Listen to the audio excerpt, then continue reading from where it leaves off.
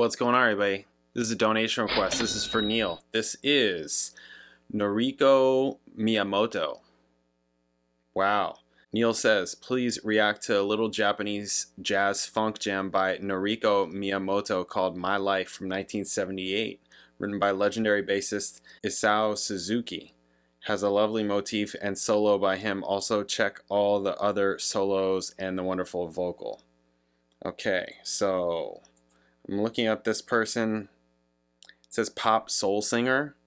There's not a lot of information on this person, NORIKO MIYAMOTO. Okay, so you called it what? Jazz funk? Yeah, this says like R&B soul pop. This says that she was inspired by soul music and disco loving lady, inspired by Tina Turner. Okay, and let's see if I can find it. There's really not that much on her actually. And then ISAO Suzuki, Japanese jazz double bassist. Learned to play bass on United States military bases. Played early in his career, performing with Hampton Hawes. Moved to New York City from 69 to 71, playing with Ron Carter, Paul Desmond, Ella Fitzgerald, Jim Hall, Wynton Kelly, Charles Mingus. Playing with these people? Thelonious Monk and Bobby Timmons. Returning to Japan, he played with Kenny Burrell and Mal Waldron, in addition to his own ensembles. Later in the 70s, he began expanding his instrumental repertoire, playing cello and piccolo bass. Oh, cool. So when he was like in his 40s? Am I getting that math right? Co-founder of Japanese Bass Players Club, opened a jazz club in Osaka in 1987. Played wildly but pensively. Died from COVID. Oh, well, he was super old. He was, wow, he was what, almost 90 when he died? Wow. Yeah, age 89. Okay, so this is the song My Life. We're gonna check it out. 1978. Let's do it. Bam.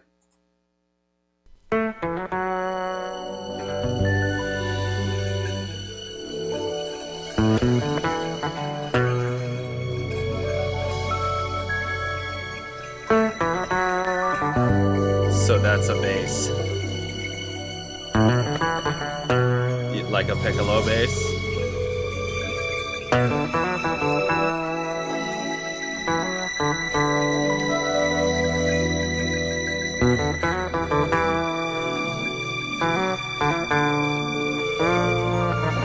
Nice.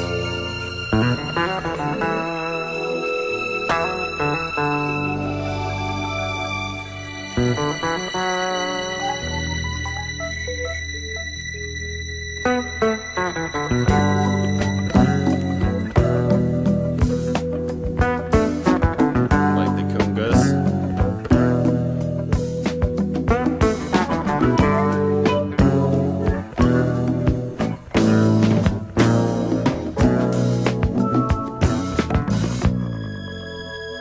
I'm flying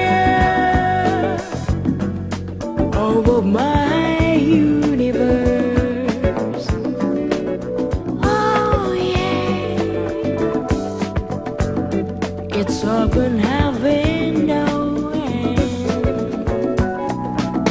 On my way to the end of life, resting my wings for a time. I'm so pleased with my life as it was, 'cause I did my best, 'cause I did my best, 'cause I did my best.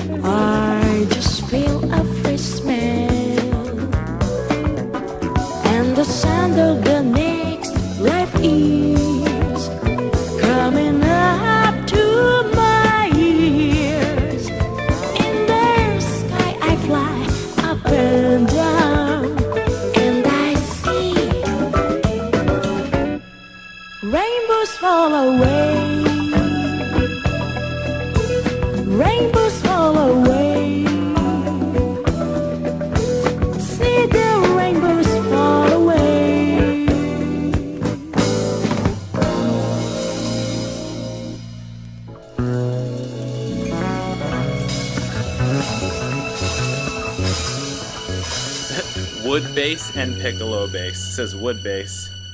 Oh, wood bass. Yeah, that was nice. That was cool. Very, you know, of the era.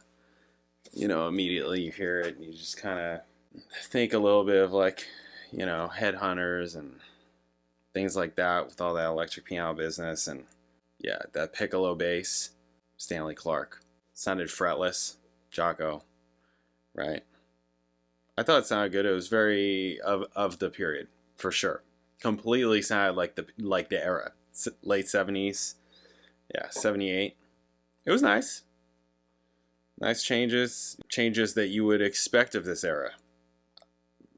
To me, the whole thing sounds period piece. You know, it sounds like that era. Completely sounds like that era. I listened to a lot of music in this style from then.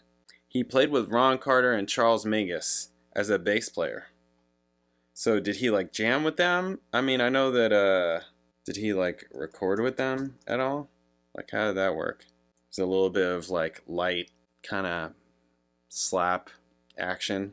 I know that sounds weird, but it wasn't like super in your face or like blatant. It was a little bit touch and go with the popping, stuff like that. It wasn't like super, didn't like fully go that route. It was cool. I liked the guitar solo. And there was like if I hear it correct, there was like bass overdub, like solo overdub, because there was another bass going on, right? Or however that worked. He may have overdubbed the you know, the piccolo bass, I suppose. I liked it. It was cool. I'd never heard this before. That's crazy. He was only in New York City for 2 years. 69, 70, 71, 3 years. Yeah, this is Ron Carter from 2022. Master bassist ISAO Suzuki passed away. I played with him many times and recorded with him as well. This is Ron Carter. Yeah, because Ron Carter did some, let's see, Green Sleeves featuring from String Band featuring ISAO Suzuki. Okay, so ISAO is on piccolo bass. Roy Haynes. I can't believe Roy Haynes is still alive. That's nuts. That is crazy. How old is that? That guy's like 98. How old is he? That like is mind blowing, and he's still out there playing. That is just it really is. That's mind blowing. So mind blowing. That guy's seen it all. Seen it all. Crazy. Yeah, that's cool. That makes sense to me. So then, what did he do with Charles Mingus? Wow, saying he's the Grand Master of Jazz in Japan. Damn. Yeah, saying all that, I thought he was fine. You know, he didn't specifically, the only way that he stuck out to me was that, you know, he was featured. He was just clearly featured. Maybe it'd be more interesting to hear, like, some of his more jazz stuff. Because, to me, this isn't jazz. This is jazzy. Does that make sense? This is, like, jazzy. I mean, it is the late 70s. But, you know, I'm like, okay, what were you doing in the 50s and 60s? What do you got there? Late 50s? Early, mid 60s? What do you got? What were you doing then? Well, let me hear some of that stuff. Were you swinging ever? That's what I want to hear it like that, you know. Maybe. Anyways, it's different things. This is jazzy. Jazzy. That's cool. Anyways, yeah, I dig it. Nice vibe. All right. Thank you guys very much. Catch you in the next video.